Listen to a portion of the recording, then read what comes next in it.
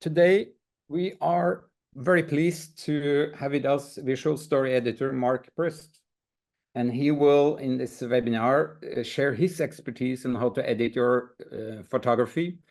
And during this hour, he will also explore these questions regarding editing and sequencing, and hopefully also more. And I think many of us as photographers ask questions when we edit our work. How do we do it? How do we sequence? What is the kind of rules, or are there any rules? And I think Marc is going to give us at least some answers to these quite difficult questions, especially for the photographers. Marc is a researcher and photography educator based in Amsterdam. And he has developed a method for creating photographic projects that enables photographers to develop their concepts and prepare the shoot and edit and market their work after. He has published 2 books on this method, Tell Your Story and Edit Your Story. And Marc also gives workshops and masterclasses. He holds guest lectures like this one, and also writes on photography. And Marc teaches visual economy in the do I say it right, Marc? Moholy Nudge University of Art and University Design. of Arts and Design. Yeah. In Budapest. So, yes, indeed. Without further ado, I think I'm going to give the floor to Marc, who will have prepared a presentation, and we're going to also discuss these questions and others after. So the floor is yours, Marc. Great. Thanks, Espen. And thanks, everyone, for joining this webinar. I'm very happy to see so many people from all over the world. It's quite impressive. Let me share my desktop. Hold on. It's always interesting whether this works the first time. Perfect.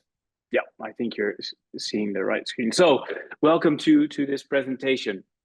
Indeed, as Espen said, my name is Marc Prüst. I'm a research and photography curator.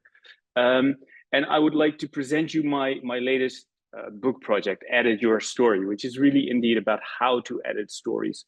What is a story, and what different ways of sequencing you can find, or you can use when creating photographic stories. I would like to start by explaining to you why I actually wrote this book and how I went about writing it, and I will try to explain why I think it can be very helpful for photographers to use the ideas and the concepts that I describe in this little book. I should start by saying that for me, photography is a medium. It's a way to communicate. You, as a photographer, you have something to say, and you just happen to use photography, perhaps combined with text, film, or any other ways, but you use photography to relay a message, to relay what you want to say to your audience. It's not the only way that we can use photography, of course, but for me, this is what interests me the most. It's less concerned with the process, but more what photography does in relationship to an audience. And this idea of photography as a medium implies that a project is only successful to the extent that it is actually understood by its audience. It implies that a practitioner, you have something to say, that you know what it is you want to get across. And that may sound like an open door, very obvious, but I've learned from my own experience as a researcher, as a writer, but also while working with photographers, that's actually really hard to understand what it is you want to say yourself. And it's really even harder to put that then into words. It's really difficult to wrap your head around what you're doing, why you're doing it, but these are really important questions to answer. My previous book project, and Espen already mentioned it shortly, was Tell Your Story, which was in fact a research project into business models for photographers. But it was also about how to describe a photographic project as you work on it. And I call that the premise of your project. And for me, the premise is like a conceptual description of a photographic project, and it mentions or it includes what images you want to show, in which story format, and very important, why the story matters. And I think you can use that sentence almost as a personal reminder of why you do a project, what pictures you need, and why you take these pictures and how you can use them to tell the story you want to tell. But still, you need to put that into words, right? And you need to kind of identify what story format you then want to use. You've taken your photographs, you know what it is you want to say, you know why it's important, but then you have to bring them together into some kind of sequence and some kind of structure. And that led me, when I finished this book and I started talking about it and giving these kind of presentations and working with photographers, it led me to think about what is a story actually? How does a story relate to reality? What is the role of storytelling? How can you actually create a story? And what I understood is that indeed stories are creations. Stories don't just exist out there. They need to be created by you, by storytellers. And the idea that I think would really help me was to realize that narration is a really crucial element in storytelling. The idea that in order to tell a story, you have to organize information. You have to impose a structure on related and perhaps seemingly unrelated events, places, and people. They have to come together somehow. And to tell a story, to impose this structure onto the reality that's in front of us, you need to prioritize. You need to select some elements, you need to deselect other elements in order to bring the story together. But it's the story, the storyline, the message, whatever you want to call it, that can help you identify the criteria. Basically, the story is the criteria by which to decide if an image should be used to tell your story or should not be used to tell your story. Developing this idea of what is a story and how can you tell stories further led me to understand that a story actually consists of three different elements. You've got content, you've got structure, and you've got context. So if you think about a story that is told through a book, but it can be an exhibition, it could be a magazine, it could be a newspaper, or whatever format or platform you happen to use, somehow these three elements play a role in the telling of your story. Yeah, you kind of have to identify these three elements. So if we talk about indeed a book, the content of the book, the contents of the story is carried by the images, mostly. Maybe you use text, maybe you use graphics, maybe you use other elements, but those elements that tell the story build the content. Then you need to organize that context into a structure. That's the story format. And then there is the context. And the context, in the case of a book, is obviously the design, but also the choice of paper, whether you have a soft cover or a hard cover, the font size of your text. Really important elements. But what I'm focusing on in Edit Your Story is really that structure. How can you organize your photographs? How can you relate the photographs to the other elements, such as captions or other text? And how do they interact?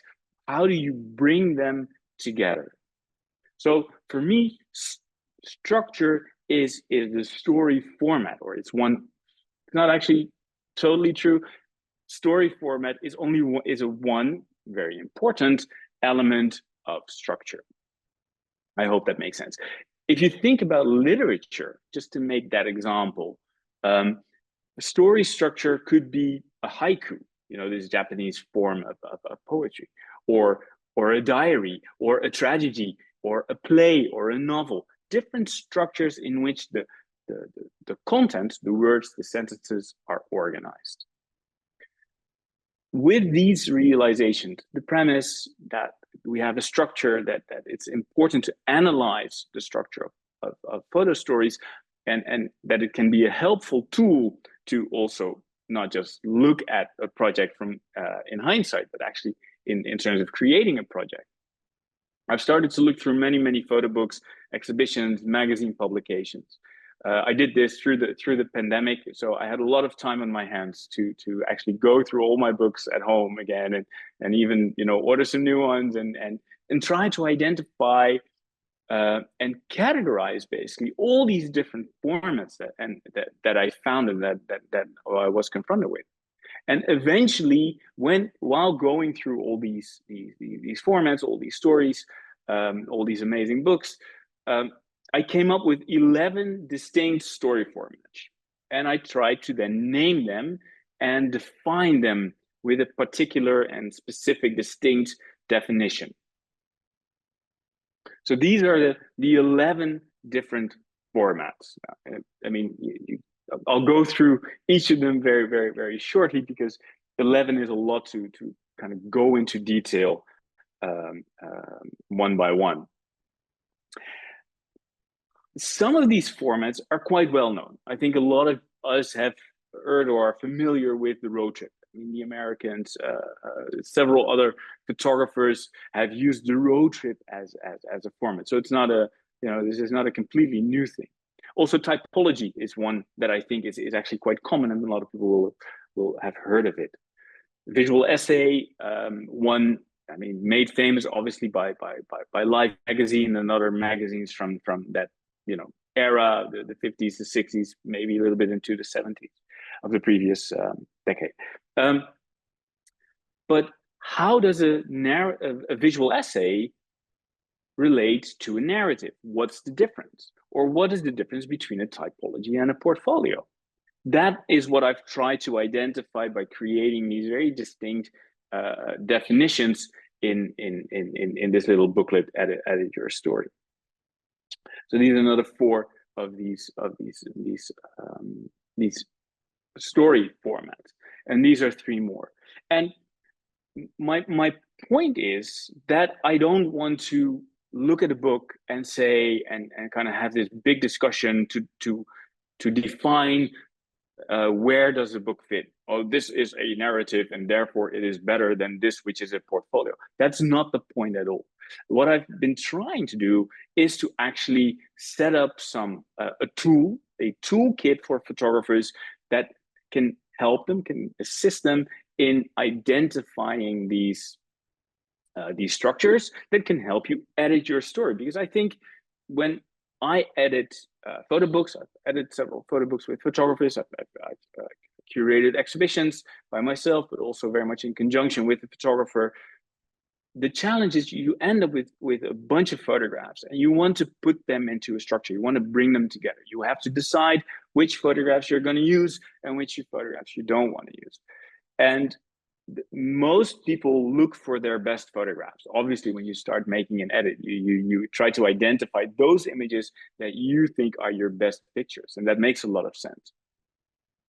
But I've come to realize that it's not about identifying your most beautiful or your best pictures when you start editing. When you start editing, and I tell this to photographers quite often, remember, the story is not in your pictures. The story is in your head. You need to first identify the story and then look for those photographs that tell the story best. And hopefully these 11 formats can help you to find a way to structure those images, to identify the sequencing, but also the choice of images. There's not one way of doing this. This is only my experience, my background that has led me to come up with this structure and these words. And I think it's I would like you to look at all these words and all these definitions as a tool, and not as a way to classify and to keep things very strict. But hopefully this tool can help to offer structure when you're sitting with all your photographs and you want to edit your images into a story that communicates what you want to say. it's amazing. The best stories, the most beautiful books, the most impressive exhibitions don't follow the rules. They break the rules and they defy conventions and categories. But at the same time, I think you can only break the rules once you know them. And that's why I've come up with my rule book. And it's only one rule book, and this is not the rule book. I definitely do not hope so. I hope that more people will come up with different rules and systems, so we can start discussing, and everybody can identify what works for them particularly. You can purchase this book. It's a very small book. It's both in English and in Dutch for $14.95 if you follow the web link on this through this QR code. The Tell Your Story book is no longer available in print, unfortunately, but you can download it as a PDF if you follow this website and you leave your name and email address. You can download the book and the manual on how to build up a photographic project. So I hope that was clear. I hope I've given you some kind of information. Thank you very much for your attention. And Espen, I think I hope there's some questions from the audience, or maybe you have some questions for me. So thank you very much. Thank you so much, Mark. Yeah, as I worked 20 years, many of them as a picture editor. So for me, this is really interesting and a good way. I read your book some days ago and went through all the categories, and I think you're right. It's you know, as a photographer especially, and you see that over and over again, it's really hard for many photographers to do their own edits. It's one thing is to do the good pictures and find the story, but I think the hardest thing for a lot of photographers is actually to do a proper edit. And by sitting in different photo competitions and other things, you can see clearly that that's very often what makes a story bad. It's not the pictures itself. It's very often the edit that ruins what could be a good story. So from your perspective, I'm a photographer. I've been out doing a project. It can be a week, it can be 2 months, and I have like 200 pictures. I really love all of them, and I want all of them to be in this project. Where would you start if you were me and you were gonna start to edit this work? What would you look for first? I mean, this is just you know, it's not. Yeah. No, I totally understand your question. Because it happens that photographers come to my office here close to Amsterdam and say, I have a project and can you help me edit? And they bring all their pictures. And the first thing that I do is, okay, sit down, have a coffee, and answer this question. What have you been doing and why have you been doing it? What are you looking for? As I said, your story is not in your pictures. Your story is in your head. And I think it's crucial before you start looking at the photographs is to identify what's the story that you want to tell and how do you want to tell it. And that seems so obvious. And I think through experience, it becomes a bit easier. But I think the first time you're up against this task, to really put into words what it is you're doing and why you're doing it and why people should care. Because that has nothing to do with the fact that you're a photographer and that you had a very amazing experience shooting the story. That's great. And that's really, you know, I have nothing against it. I mean, I'm happy that you enjoyed it. But in the end, it's about the audience. And the audience doesn't know you, doesn't know your experience, but only sees the photographs. So the story has to be contained within that. But by merely choosing what you think are the best photographs, you end up with a catalog, your best photograph. It's a way of doing it. And if you're a very famous photographer, I mean, I love catalogs by André Kertész and Henri Cartier-Bresson. They're amazing books. But generally, if I want to see a project, I want to see how you tell the story and what the story is. And that's rarely through your best photographs. And to move beyond that, I think the first step is to actually think about what it is you want to say and to try and put it into words. There's some questions here. One is, what is the difference between a project and a story? Well, I mean, I think it's there's so many ways to define this. For me, a project is the whole activity. It's going out to the shoot. It's making the connections. It's finding the money. It's building the relationships. And from that, different stories can emerge. So you can do a book, you can do an exhibition, you can do a magazine publication, you can do a talk at an event. They're all part of the same project. But it could be that the story you tell through the book and the story you tell through the exhibition and the story you tell through the entry you do for the competition, they're not completely different, but they might touch upon different things. So they're still part of the same project, but you might be telling different stories or storylines. That's one way to define it. But I realize everybody will put their own terminology here. Yeah. And I also have a question from Wahab. I have a question about sequence. Do you prefer to work with dynamic or static sequence? That's an interesting question. What do you mean? What is the difference between the two? Do you know the difference? Can you explain the difference to me, Espen, or should we go back to the person who asked the question? I'm not sure what the meaning of dynamic or static is. That a static is more like a very like single images put together in a way, while dynamic is basically what you write about in the book, that pictures work. Yeah, and I think the whole story work together. Well, I think I'm not sure if this is the right answer to the right question, but for me, photography is a serial medium, and I love single photographs. I mean, there's several single photographs on my wall, and it's great.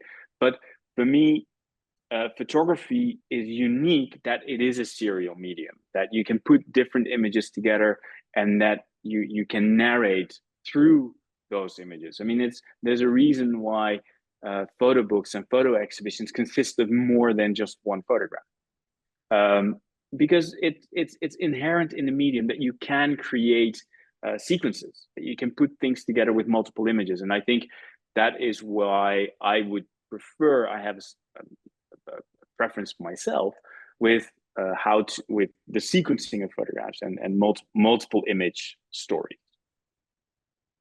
But again, I'm not sure if that answers this particular question. Wahab, if that was not the answer you were looking for, please specify a bit more what your question is. I also have one from Jürgen. Thank you, Mark. What is the main challenge you have found when you want a story to be meaningful? Ooh. I think one challenge is to identify why it matters to your audience, and to get that across. I mean, I think it's one point of identifying why it matters to you, and I think that's really important, because if you don't have that personal motivation, or the story doesn't even matter to you, it's going to be very difficult to convince your audience to be connected and to be concerned. But obviously that is still a challenge, and then finding the right platform to show your work, where you actually have the opportunity to reach out to that audience, I think is one of the main challenges of the industry today. And Eric Matthey is asking, editing images down is one thing, but the sequencing becomes a completely different matter. I've met some great editors, but it seems like photo sequencers are a completely different breed. Do you have any thoughts about how to approach the sequencing of images in a presentation? Well, that's where I would definitely refer to edit your story. It really is about sequencing. How can you sequence images meaningfully? And it really depends on the format that you use. For example, in a portfolio or in a typology, the actual sequence of your photographs might not even change the contents of the story that much. So of course it matters, it's important, and it's relevant to think about it. But I think it's also important to realize for photographers that sometimes the sequence will not really change how your photographs will be viewed.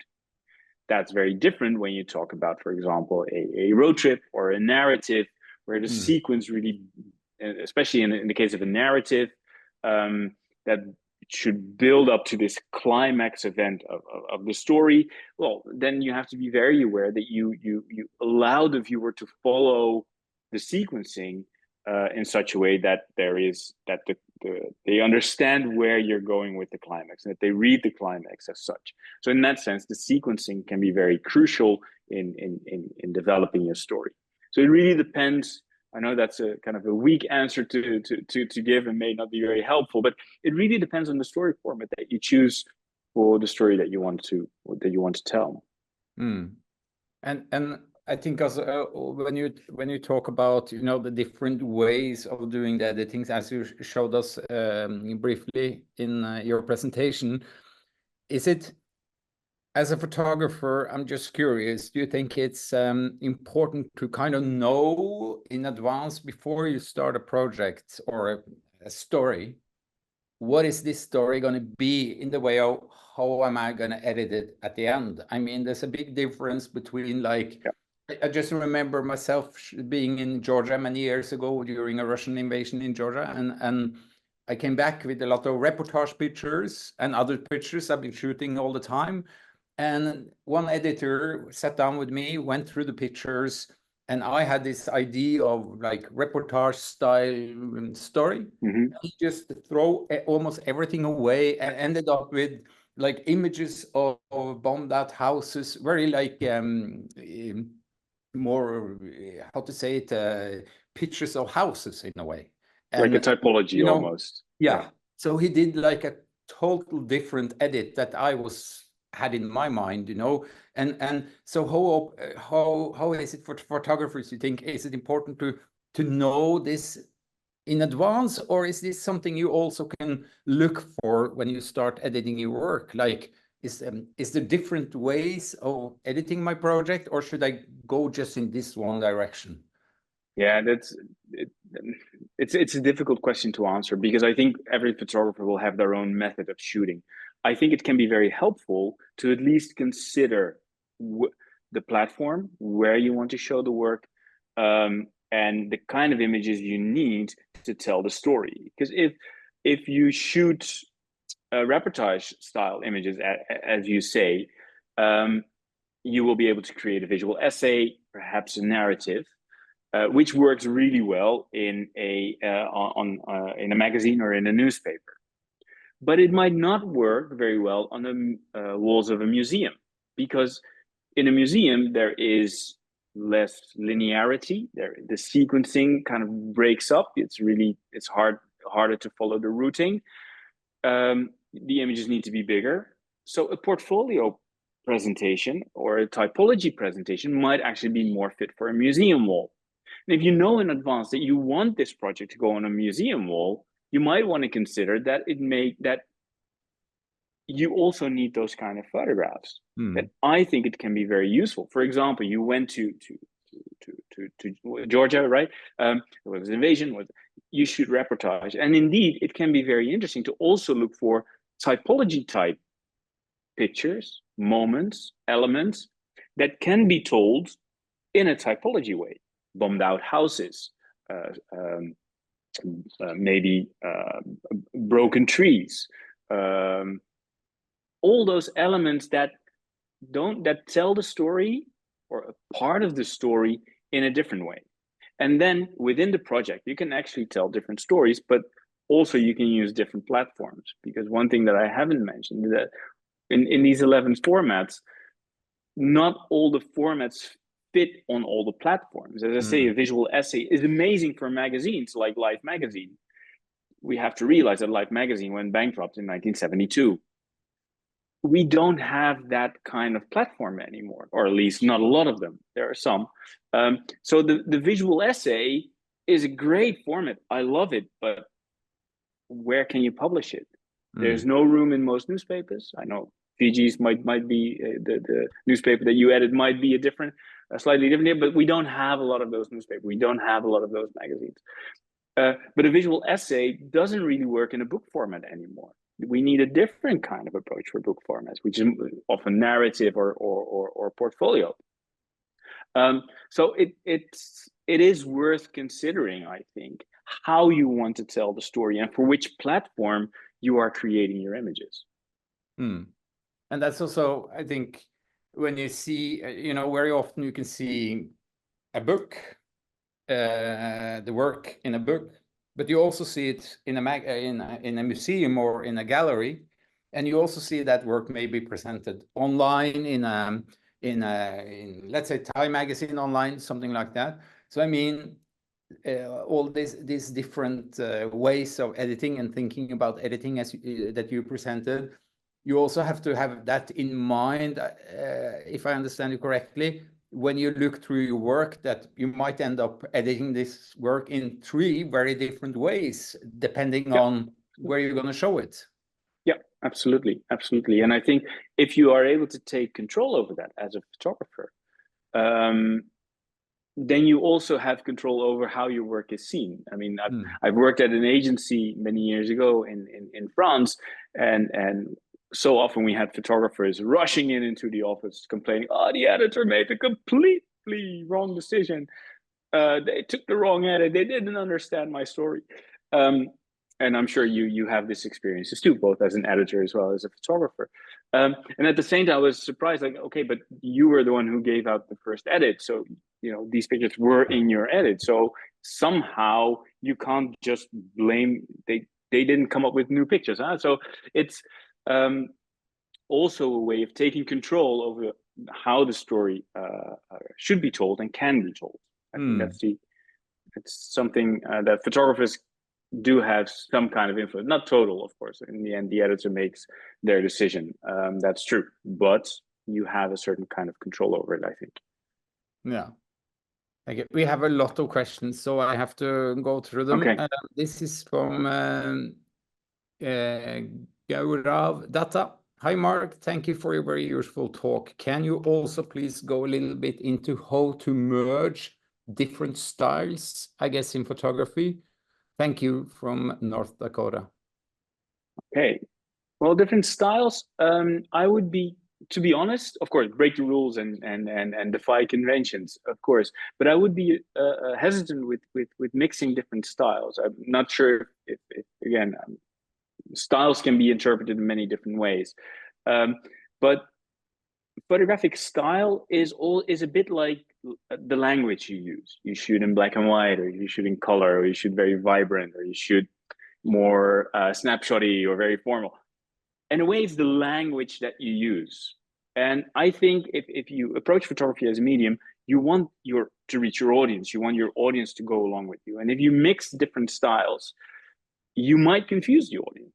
I mean, I'm Dutch. I speak more languages, but I only speak one language at a time, and it would be very confusing for a lot of people if I start mixing up languages all of a sudden, or if we're presenting this as a webinar and we're making it slightly formal and I'm explaining stuff from what I've learned and you're asking me the questions.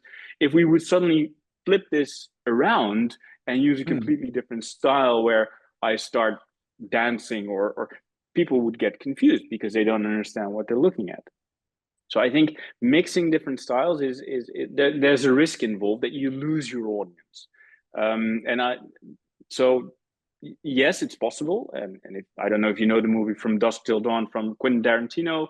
It starts like a road movie, and then suddenly it turns into a horror, and a weird kind of horror for that matter. And of course, so it's possible to mix these kind of different styles. But then again, Quentin Tarantino is quite a good director, so he's able to pull it off. I mean, you have to be aware of the risk that you run when you break those kind of rules. And I just wonder, because of course now we talk about editing pictures, but I guess also very often text is a quite important part of at least a lot of photo essays and other ways of showing photography. And do you see text? How important do you look at text in an editing process? Like, do you do you take that into consideration when you do and look at edit, or do you do that Of course. after you kind of select the pictures and build up a kind of a structure? Well, again, it depends on the story, of course. But I think for me, photography can never exist without context. And I know that there are some books by photographers without any text, but even then there is a context. There's the context of the book. There's the context of, so I think it's always important to add text, to add explanation to it, again, to help. And it doesn't mean that you have to explain everything in words. That's also a decision by you as the maker of the work. But I think text is really important to contextualize and to show the viewer, to allow them to understand what it is they're looking at. But it's this, I showed these three words of content, context, and structure. And I think in a way it's deciding whether you need the words and are they part of the content? Are they crucial? And what words are crucial to really understand what we're talking about? Or are they part of the context? Mm-hmm. And sometimes the context is a background essay on the history of this area or person that you photograph. Well, then that's context, and that is important, but it doesn't have to be presented very prominently in the book. It can be in the back, it can be calm, it doesn't have to be. But sometimes, some works, you need a lot of text because the photographs themselves don't actually tell the story. So then you have to, the text becomes content next to the photographs. In a visual diary, that's often the case. There's often written diary entries to contextualize and to show what, the often, hard to read photographs actually mean, or what emotion they should convey. That doesn't mean that those books are less interesting or that the photography is less good, but it means that the content is actually built by the photographs and the text. And in that case, yeah, it's really important that you consider in your editing what text is related to the images and how they connect, and then eventually how they come together within the design. I don't know if that answers your question. Yeah. And there's also another question from Gaurau Data. It's, how do you merge why it matters to you and why it matters to the audience? I don't know if you should merge it. But if you really, for example, I think if you as a maker, and you're telling your own stories, so it's really about, if you're creating your autonomous narrative, and it's not an assigned project, it's not applied photography, but it's really your work. I think in applied photography, you do the job and you offer what your client wants, right? There's nothing wrong with that. But in autonomous photography, if you're building your own project, if you don't even care, right? If it doesn't really matter to you, then you're never going to be able to get that across to your audience. How to merge that? I don't really know. It really depends on the subject matter, of course. But I think it's important to realize that you can never talk to the whole world. There's always a segment of everybody that is or should be interested in your message, or what it is you want to say. And what I advise photographers often is, don't look for your audience. Identify why it matters and why you think it's important, why it should matter to other people. And then identify the platforms that agree with that message. So for example, it's a very obvious example, but if you talk about the environment, well, you can try to build your own network and look for environmentally concerned people, or you talk to Greenpeace. And if you can make that match with Greenpeace, they will reach out to their audience. Or just make sure that you keep out sending your message in a very consistent and a very comprehensible way. People will eventually hear you. If that's a very sustainable business model, that's another matter. But if it's about reaching an audience and marrying your concern with that of others, being truly honest to yourself, okay, this really matters to me, but should it matter to others as well? What is in it for them? Why should they care? Those are really important questions to answer, to make that bridge between yourself and your audience. Yeah, and don't you also think that, in a way, if it's important for you as a photographer, it's in one way also important for the audience, as you say, not to everyone, because that's impossible. You will not reach out to everyone, but you work on a project that is about flooding, and of course it will be important for quite a lot of people, even though it's you that think this is important in the beginning, in a way. Yeah. So they might also just mix up by itself, because it's important for you. It's also going to be important for a lot of other people, I guess. True. But I mean, but some questions, some projects are more personal, and then it's like, okay, but how does this relate? And then it's also about being honest to yourself and confront the beast and say, okay, but why should it actually matter to others, or is this just my own therapy or my own way of dealing with things? Which is, there's nothing wrong with that, but then maybe it's not so interesting or valuable for an audience. Randy Brown is asking, how important is it to ask for feedback from other professionals in project content and design? How much is too much feedback, in a way? When is it too much for you? When it drives you crazy? I guess. No, I think it's really important to get feedback, but I think it's important to get feedback from people that you really trust, and that are able to give you the right kind of feedback. It's in people who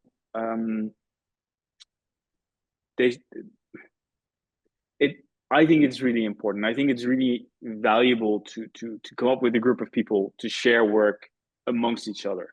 But when I teach, I try to teach my students ways of giving feedback by asking questions. It's when people give feedback, they often give their own opinion. I think this is a very pretty picture. I remember going to this place and seeing this. But is that the kind of feedback that will help the maker? Or is it, can you help that person better by asking the right question? Because giving the gift of a good question it's an amazing thing to receive, being given a good question. Why did you go there? What did you see? What did you feel? How does this work? Open questions, because you're getting the person asking the question is not there to kind of satisfy their own curiosity, but is there to help the thought process of the other person move along. So if you can find people that are able to confront you with these kind of questions, and they don't need to be photography professionals or editing professionals, but they need to be honest and open and curious in one way, but they shouldn't be there to satisfy their own curiosity or to tell their own, to share their own experience. They should be there to trigger your thought process. Why did you do this? Why is this important? Why are you using this word? How come you went there and not there?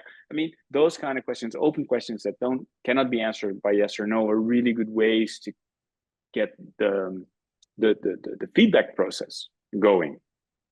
So yes, but with the right people, I would say. Thank you.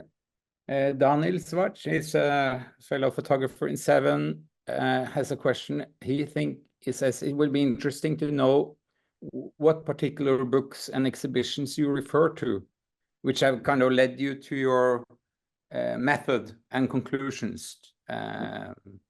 Maybe not all of them, but do you have like some examples that you find that was good for your study? Yeah. So for example, Permanent Error by Peter Hugo, a story in Ghana about wasteland of Western electrical junk, is a really great example of a portfolio. Tim Hetherington's Infidel, a book that's no longer available, but of an American platoon in the Corango Valley, is an amazing example of a narrative. For example, the Americans, as a road trip, but I think there's Alex Soth's work, is most of it is are actually road trips. So there's a lot of examples, and I've during the pandemic, in fact, I created a series of webinars on photo books where I try to identify, where I kind of start identifying these different formats. And in those webinars, you can actually see, I think in total, I discussed 60 or 70 books. But I give quite a lot of examples of, okay, so this I think is a visual diary, this I think is a portfolio, this I think is a typology. So that could be a good resource to look for if you want to know how I came up with these 11 formats. And in the booklet itself, there's also some examples, but they kind of came behind after the project. I was supported by the For HANA Foundation in writing this. So I've used images from their collection to kind of illustrate the different formats. Thank you. Laia Abril, for example, is a great example of visual research, for example. Michelle Marazia is asking, what do you find more important between good quality of image editing or the quality of the story as a whole? I think they're inseparable. I think a good edit can actually tell an amazing story. I think they should go together. There is no choice between these two. If you would ask me between the most beautiful photographs and the best edit that tells a story, the answer is clearly the best story and not the best photographs. But that was not the question. And it's also questions, she's also asking, how do you define if a story is interesting enough for your audience? Yeah, in a way you cannot. And I think it's what somebody, it's asking feedback. The people, let's say your first, the people around you, your friends, your family, your boyfriend, girlfriend, husband, wife, brother, sister, mom, dad, uncle, grandparents. Talk to them, share your story. And if they are interested, well, then maybe you can go to your brother's friends or your classmates, people who are a bit further away from you. Are they interested? Do they care? Do they think that there is a spark in your story? And I think it's really an important thing that we can learn from the movie industry, for example. In the movie industry, nothing is being done until the money is raised, right? I mean, nobody shoots a film and then starts looking for the money. But it also means that apparently there's an audience, apparently there is an interest. In photography, a lot of photographers pick up a camera, go work 2 months, 3 years, 10 years, then come back and then try to look for an audience. And then they realize that nobody's interested in their work and they get very frustrated, understandably. But you can also, before you go, try and test the waters. Call an editor, maybe a publisher, a gallery curator, I don't know. Hey, I'm thinking about this story. What do you think? Is it worthwhile? Should I do this? Would you mind? And they might not give you a guarantee, but if they're honest people, and let's assume for now, for the sake of argument, that they're honest and say, yeah, no, this is a good story. I think I'll be interested. Or are they going to say, no, sorry, we've had 20 stories from that place and, we don't really, we don't want to post it anymore. So preparing that part, preparing the audience part, and let's say the platform part of your project before you go out and shoot is also a really good advice in this case, because otherwise you want to test the ground, you want to test the waters. Thank you. And Ted Ostrowski is asking, I think he is asking, when is a story told without all the images you love? And I think it seems like he thinks about, the kill your darlings aspect of editing. And how do you know that the story now, this is it? Yeah, you never really know, I think. It's but yeah, you have to kill your darlings. let me put it this way. When I work with the photographer and we have the edit on the table here, and okay, this is it. We figured it out. These are the 20 images that we're going to put up in the exhibition. There's always this last moment where the photographer's, yes, but I have this image. Can we use it because it's my favorite image? And there's different. Sometimes, for example, I remember a case. I was working on a book, and there was a picture of a horse in there, and the photographer came up with another pictures of that same horse. Can I? And I was like, yeah, of course. Doesn't change the story. You prefer that horse? Hey, be my guest. We put in that horse. And sometimes it's like, okay, but this image tells a different story. This image breaks up the sequence. It doesn't communicate what we agreed you wanted to communicate. If you put in this image, it will actually tell a different story, which is fine. It's your story, it's your decision, but then you're telling a different story. Often the photographer will say, okay, I understand. Oh. And then they print it very beautifully and put it in a frame and hang it above their bed at home, which is fine. But you never really know. But I think working with somebody to help you critically reflect on, okay, if this is the story you want to tell, what does this image do? Does it actually tell the story, or will it change the reading or the understanding of the story? That may be that's something that I think is really important to take into account. Mm-hmm. Yeah.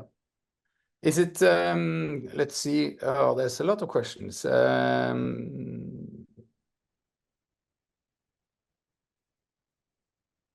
Yeah, this is from Therese. Do you have any thoughts about like references, pagina, title, info about each image close to an image, or all put together at the end of a book or at the end of a presentation? Do you have, I guess this is really hard to kind of give an advice on when you don't see the project or you don't see the pictures and you don't know the text, but in your experience going through a lot of photo books, I guess, and projects, do you have any opinion on what works? There's not one way of doing it. Every project is indeed different, and I think it's a realization. Is your text context or is your text content? And if, as a rule of thumb, and of course there's many exceptions to this, is not even a rule, but you could consider if the text is content, then it has to be with the image and it has to be quite prominent.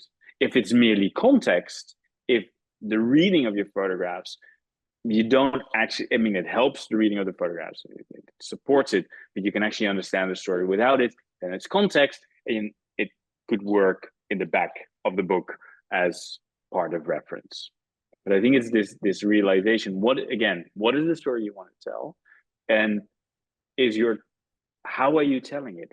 What are the elements that make up the content of your work? Is it only images, or is it images and text, or is it? I mean, for example, right now in the Netherlands, we have Kadir van Lohuizen, who made a big exhibition on food for thought. It's called on food production.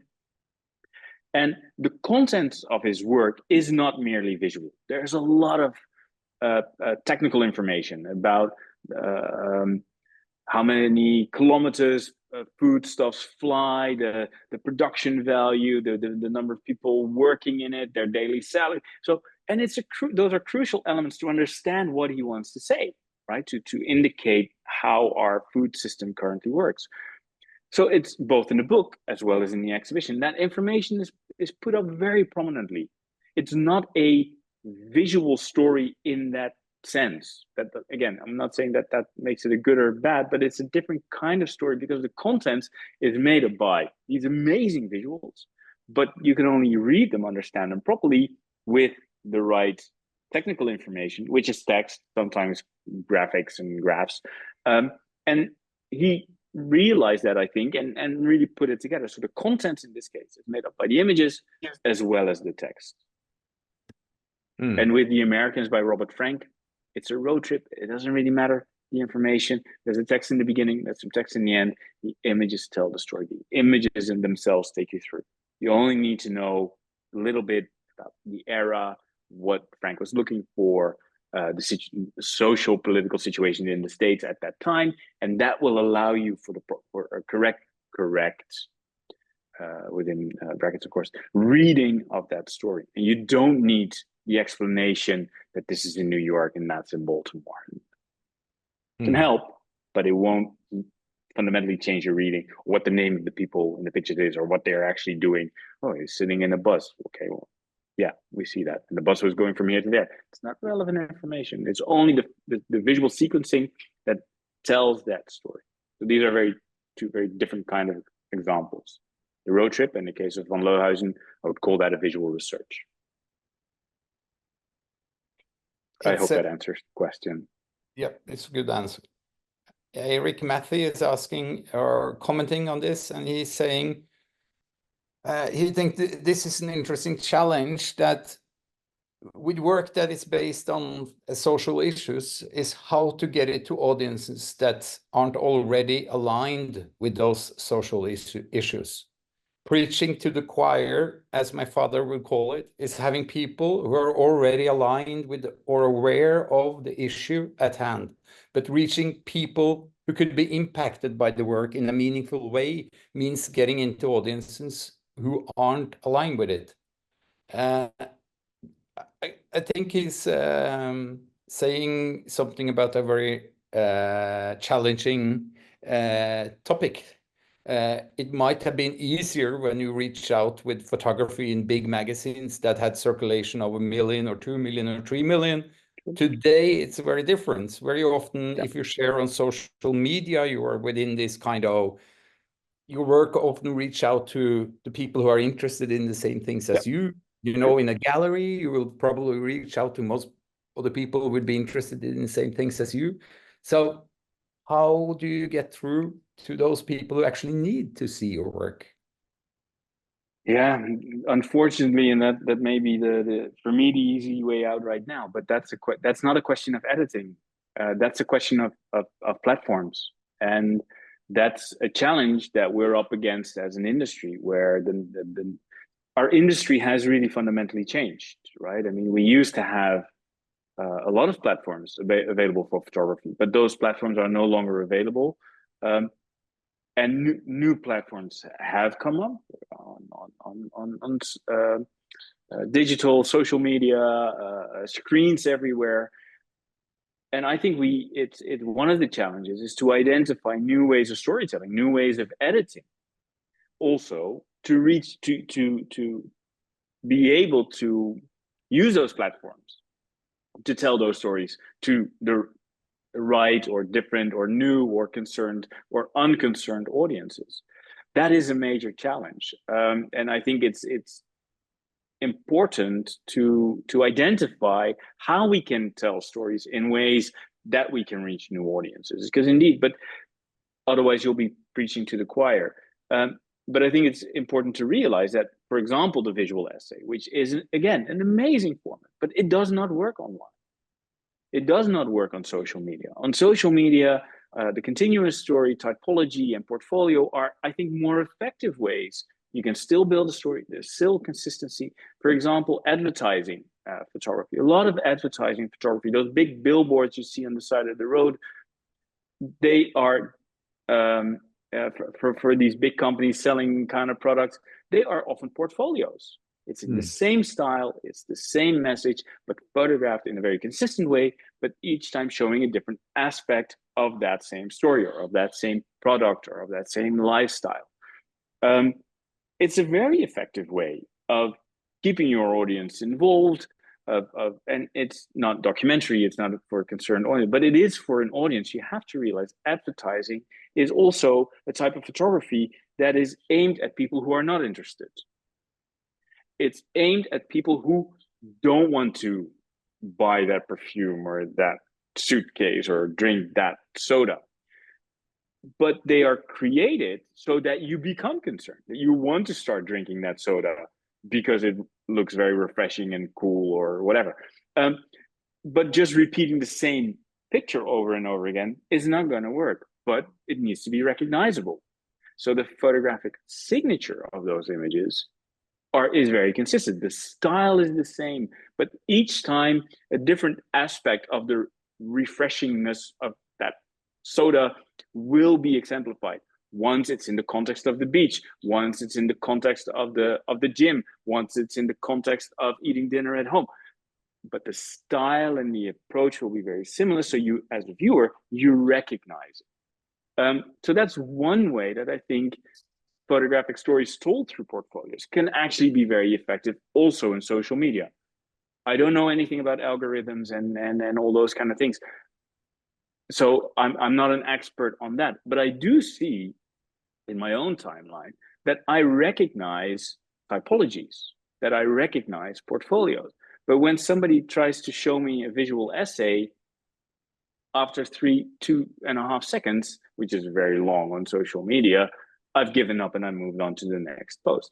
So, and this may be anecdotal evidence, and I have not researched this. I don't actually know, but there are different platforms, need different editing, need different visual formats, and hopefully one of these 11 that I've identified can help photographers to make the match. But it's a trial and error thing, and it's a challenge we're up against as an industry, and I don't have the answer, unfortunately. Okay, this is Paolo from Italy. He says, once Jerome Sassini said portfolio reviews are more of a conversation rather than a presentation. And I guess the same applies to working through editing as a photographer with a professional editor. What would be your advice to a visual storytelling rookie student when it comes to how to approach, as a new beginner, editing process together with someone else, like an editor, or and you are not that be honest and open and approach it as a conversation. Come in with an open mind, be open to advice, be open to different approaches, and realize that it's about the story you want to tell, and not it's not about getting the recognition that you made beautiful pictures, but it's about the impact you will be able to make when the story is published. So I think when I work with photographers, an open, honest conversation where I can say, this is not a good image, we're not going to use it. And the photographer can say, but Mark, this is a really important image because of this and this reason.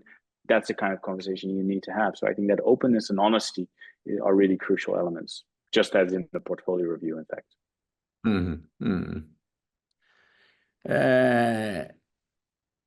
There's Neely Drown is asking, how do you know when you are done making images and need to move on to the next phase? Is there a good question to ask yourself to help you decide when it's time to stop or to start editing? Oh, wow. Espen, you might be the better person to answer that question. I am not a photographer. I've never worked as a photographer. I've never found myself in that situation. At the same time, it's why I think preparing almost a shoot list, if you know what story you want to tell and how you want to tell it, you should have a pretty good inkling. Did you find all the elements? If you just go around taking random shots and taking the right, if you don't go prepared, I think, of course, if you're experienced, it will work in a very different way. But if you are this rookie photographer, and I don't know if you are, but if you are a rookie photographer, you've never done this before, you will react to the situations that you find, which means that you are likely to take the right photograph for the right situation. But that means that you're not actually in control of your photography. It's the situation that decides the kind of image you're making. And it's a matter of claiming the authority or claiming the autonomy. You're in charge of your photography. And that means that, okay, this is a great visual situation, but I'm not going to take it because it's not part of the story I want to tell, or it's not part of my narration. But that thing happening while I was shooting this, but that happened, is actually part of my narration. And knowing which elements you need to tell the story. And of course, photography is about reality. Photography, you know, situations always change and are always adapted. So I'm not claiming that you know you go into a story not looking around you, but if you are well prepared, you will be able to identify, okay, now I have the elements that I need to tell my story eventually. And yeah, you, especially the first few times, you might not have it all, and you might have to go back. So my advice is, don't travel to the other end of the world. CO2 impact is too heavy. Shoot your stories in your own backyard. Look for them. They are sure to be there. I hope that answers the question. There's several people asking if you could post links to the where they can find your book, and also to the PDF if it's possible. There's many. If you could do that in the chat. Yeah, I will do that in the so chat. people can find it. Would be great. We're getting close to the end now. I have a question, because for me as a photographer and also as a photo editor, everything has moved away from print. I don't edit anything for print anymore. I don't do any. We have a magazine, but it's just there on its own. It has no. We don't use any resources on the magazine. What we do is we edit and publish stories online, which is a very different way of showing images, because, and especially on mobile phones, where 90% of all consumers see pictures on mobile phones, meaning that you see one image at a time. In a magazine, you could see a spread, or you could see 5-6 pictures together. It was a very different way of thinking about editing. Do you have any ideas or ways of thinking when it comes to editing, especially for like online media, like maybe not Instagram, because that's basically like 6, 7, or 8 or 10 pictures on top of each other and you scroll through them. But on, let's say, New York Times, for example, and they're going to present a story that's going to have 15, 20 pictures. How do you think when you only are able to show one picture at a time, and how do you manage to keep? Is it important that they are connected to each other, or is it not, because it's a very different way of seeing pictures? Yeah, well, it's a very difficult question to answer, of course, and I think we as an industry, we would need to do much more research in how this works, and also in audience interaction. What are the different formats that, and I think at the New York Times, for example, they will have this kind of research available, but they don't make it available to independent researchers like myself. So what is the audience interaction? How can you influence that, and what works better? I think that a good story is consistent, coherent, and has continuity. So that it's consistent in style, or consistent in quality, coherent in style, and has continuity in the story. That there is a logical sequence from one image to the next. That and that can be done through a narrative. It can be done through a portfolio or a typology, depending on the kind of story you want to tell. Some stories are best told in a typology. There's just, if you want to show that all the houses that the destruction in Georgia is, for taking your example that you gave earlier, yeah, I think it can make a lot of sense to use a typology of houses that are burned out, for example. But it can also make sense to follow the story of one person struggling to make their daily life. But you don't want to photograph that as a typology. You want to photograph that as a narrative. But it implies as a photographer that you have the images that can tell the narrative. So you need an establishment shot. You need enough development shots. You need the shot that actually has a climax. And we need to realize, or ask ourselves, are we telling a visual story, or are we telling a story in text? And do we use the images to illustrate the text?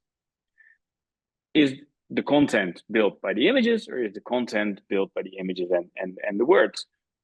Because that changes the entire game of how you sequence and how you bring things together and what your expectations are of the audience. But that's a very technical discussion. I don't have the actual answer. I wish I did, but I think there are possibilities.